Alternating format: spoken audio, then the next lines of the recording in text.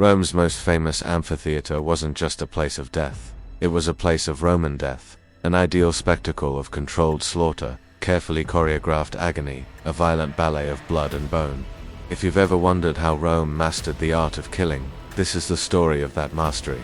Emperor Nero staged mock sea battles, pitting fleets of ships against one another in the artificial lake of the Demesnes Park.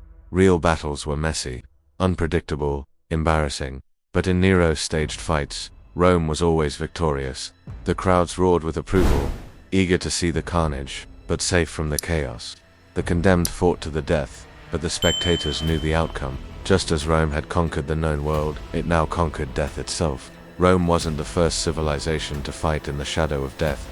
Funerals in the ancient world were grand affairs, a celebration of death.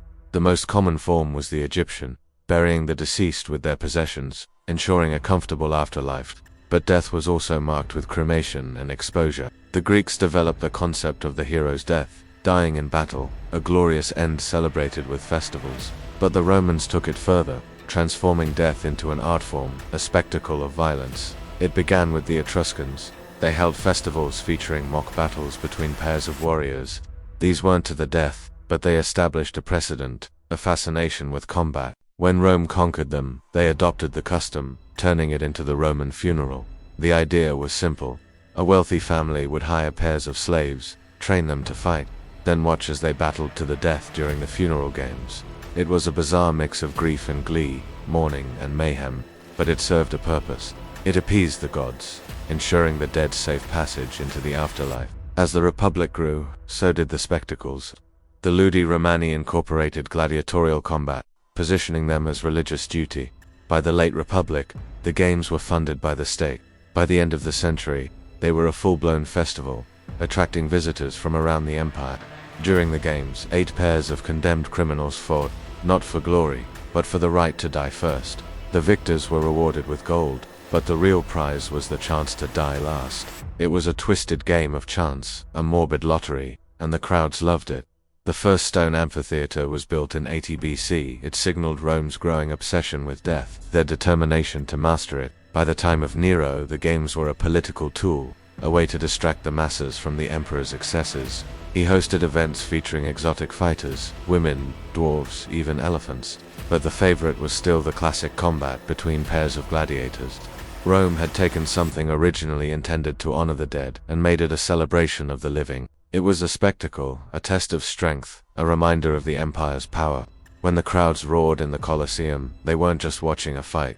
They were witnessing Rome at its most brutal and sublime, orchestrating death with style, turning suffering into ritual, making pain beautiful. For centuries, it was the greatest show on earth, a celebration of death, a ballet of blood, a reminder of life's fragility and Rome's immortality. In the vast amphitheater, amidst the dust and the roar, the condemned fought to the death. But it was Rome that truly won, conquering death itself and turning the afterlife into a morning show. The iron gate creaked open, its groans swallowed by the sudden hush of thousands. From the dark tunnel, a man stumbled barefoot into the sunlight, stripped of armor, holding only a short blade. His skin was streaked with dust and sweat, his face hollow with dread. Across the sand, another gate lifted, and from its shadows came the sound of claws on stone. A lion emerged, its ribs showing beneath mangy fur, its yellow eyes fixed and hungry. This was no duel. It was an execution dressed as entertainment. By the 1st century of the empire, the amphitheater was no longer just a stage for man against man. It had become a place where the condemned were thrown against beasts, their deaths transformed into a ritual the Romans called damnatio ad best. Sometimes it was punishment, sometimes it was politics, always it was theater. The condemned could be criminals, rebels, prisoners of war, or even slaves accused of defiance. To the crowd, they were not men anymore. They were offerings to hunger, both animal and human. The origins stretched back to the Republic, when generals like Pompey discovered how powerful spectacle could be. Pompey once filled an arena with beasts and men, orchestrating a display that blurred the line between sacrifice and pageant. The more elaborate the death, the more it elevated the man who staged it. Power was measured not only in armies and victories, but in how spectacularly one could orchestrate blood. But not all who faced the claws of the arena were condemned criminals. Some were trained specifically for this task, the bestiarii. They were fighters, paid or forced to battle lions, leopards, and bears before roaring audiences. They carried spears, nets, and whips, but more often than not, their weapons were as much for show as for survival. Reliefs carved in stone still preserved their terror. A man with a spear braced against a lunging lion, another entangled in the claws of a panther, yet another with net rays caught in the final heartbeat before a beast struck. These carvings were not exaggerations. Archaeology tells the same story. In Roman Britain, a man's pelvis was unearthed, scarred by bite marks that matched the jaws of a great cat.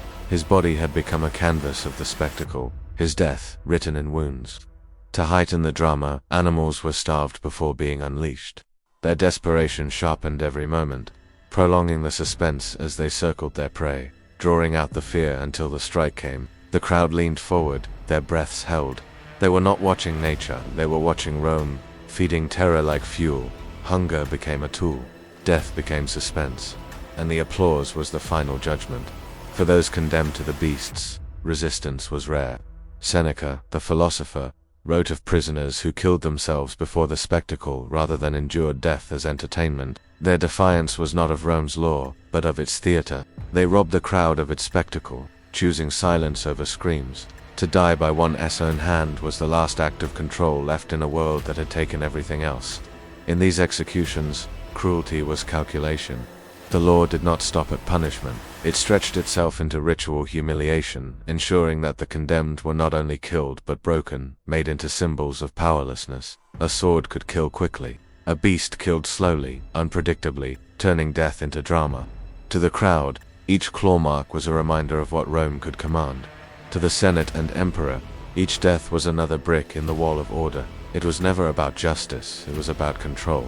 A roar was not merely the voice of the animal, it was the voice of empire.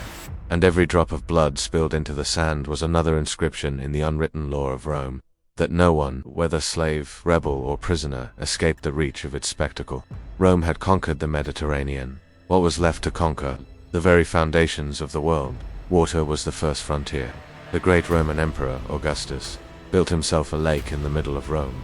It was filled with salt water brought in from the sea, and in that artificial ocean, he staged battles between naval powers of the Mediterranean, battles that were real, not mythical, with real ships and real men, crews of condemned criminals who were given a choice: fight in the Naumachia, or be executed. Theirs was a fate worse than death, a living death on the deck of a warship, rowing for their lives against the waves and against the inevitable. As the ships clashed, the crowds roared, and Augustus basked in the applause, the cheers of thousands upon thousands of Romans who witnessed not just a spectacle, but a symbol of their empire's magnificence. If Rome could marshal water to serve its grandeur, nothing was beyond its reach. But as the centuries passed, the emperors grew bolder. They conquered new provinces, raised grander monuments, and orchestrated more extravagant games. The Naumachia became larger, more elaborate, and more deadly. By the time of Emperor Titus, the condemned were fighting in the very heart of Rome, inside the Colosseum. Imagine the scene. You are watching a naval battle, not on some distant shore, but right there in the heart of the city. The roar of the crowd, the clash of oars, the spray of seawater, the sight of men fighting for their lives as waves crash over the decks. Historians tell us that the floor of the Colosseum could be flooded, turning the arena into a sea, and there in that makeshift ocean, men battled, not as gladiators, but as sailors. They fought with catapults and nets, grappling hooks and swords. Every splash, every shout echoed with the weight of mortality. The men on the decks knew their fate. This was a battle they could not win. Their only chance was to outlive their fellow condemned, to survive the game while everyone else perished. So they fought, not for glory or riches, but for a single chance at life. And then came the climax, the moment when the condemned faced off, when they knew their destinies would be decided. In that instant, all eyes were on them, the men about to die, and as the cheers of the crowd reached a fever pitch, these men uttered a haunting salute to the spectators: Moritori te salutan, those about to die salute you. Whether the phrase was scripted or spoken in desperate truth, it captured the fatalism of men who fought not for victory, but for a final defiant act before death. They were doomed, but in their defeat, they offered the audience a glimpse into the heart of death itself. The emperors delighted in the spectacle. It was a display of their power over life and death, a testament to Rome's ability to dominate not just the seas, but even the very concept of mortality. By the time the Colosseum opened its gates in AD 80, executions had ceased to be mere punishment, they had become theater. The amphitheater was no longer only a place for duels or hunts. It was a stage for myth, where the deaths of men and women mirrored the legends of gods. The condemned were not just prisoners anymore. They were cast in roles, forced to embody characters whose fates had been written in stories long before their own names were forgotten. Martial, the poet who witnessed the inaugural games under Titus, recorded what he saw. A man dressed as Orpheus entered the arena with a lyre in hand. In myth, Orpheus could charm even the wildest beasts with music, but in the Colosseum, no melody could soften hunger. On cue, a bear lunged, tearing him apart before a roaring crowd. The story was inverted. Orpheus did not enchant, he perished, and the audience laughed at the irony. Elsewhere, a man played Daedalus, the great inventor who crafted wings of wax and feathers. He was displayed high above the sand, suspended in a cruel imitation of flight. Then, as the crowd watched, he fell, not to the sea, as in legend, but to beasts waiting below. Martial captured the moment with cutting words. How you must wish you had your feathers now. Death was scripted, the agony tailored to match a tale. One of the most disturbing reenactments drew on the story of Pasiphae, the Cretan queen cursed with unnatural desire for a bull. In Rome's twisted version, a woman or perhaps a man disguised was thrown to an animal in front of the masses, their fate staged to echo myth. The crowd did not turn away, they leaned forward. Here myth and punishment blurred until they were indistinguishable. Fire too was given its role. The condemned were wrapped in the tunica molesta, a garment soaked in pitch and set ablaze. Sometimes the act was framed as the trial of Mucius Scaevola, the Roman hero who had proven his loyalty by holding his hand in fire. But these men were not heroes. They were prisoners, burned alive while the audience applauded their screams. Tertullian, writing years later, describes such executions bitterly. Men, he said, were mocked as kindling, turned into torches for the entertainment of their peers. These performances were not about retelling stories. They were about reminding every spectator of Rome's absolute power. To reenact myth with real blood was to place the empire above the gods themselves. Legends that once warned or inspired were reduced to entertainment, their endings twisted into acts of control. The condemned were not merely executed. They were transformed into symbols, consumed by stories larger than themselves, their deaths swallowed by spectacle. The cruelty was in the detail. These deaths were choreographed, rehearsed, timed to heighten suspense. The crowd did not see justice, they saw ritual. They saw myth reborn through flesh and flame. The Colosseum was not a theater of imagination. It was a theater of erasure, where men and women lost their names and became echoes of characters who had never truly existed, and the effect was intoxicating. Each myth performed in blood gave the audience a taste of divine punishment, a catharsis twisted into spectacle. By watching others die as Orpheus, Daedalus, or Pasiphae, the Romans reassured themselves that their empire had become stronger than legend. Rome was not bound by the gods. Rome staged the gods, killed the gods, and laughed at them. The boundary between theater and execution collapsed completely. What once belonged to temples and storytellers now belonged to the amphitheater. The myths of Greece and Rome did not survive in marble or verse alone. They survived in screams, in the smell of burning flesh, in the applause of thousands who cheered as men and women played gods, only to be destroyed. Rome's arenas were not just stone, they were instruments of policy, forged not in marble alone, but in blood and fire. Every duel, every hunt, every staged myth carried a message. The empire ruled not only men, but death itself.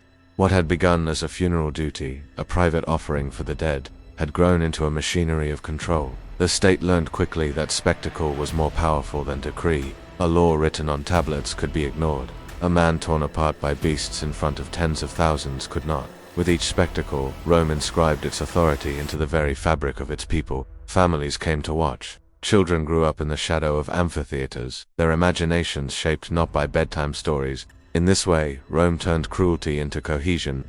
The empire was bound not just by legions and laws, but by shared bloodlust. The Colosseum itself became a monument to this truth. Its arches towered over the city, its walls capable of holding more than 50,000 souls at once. Every seat was arranged by rank, senators closest to the action, ordinary citizens higher up, slaves and women at the margins.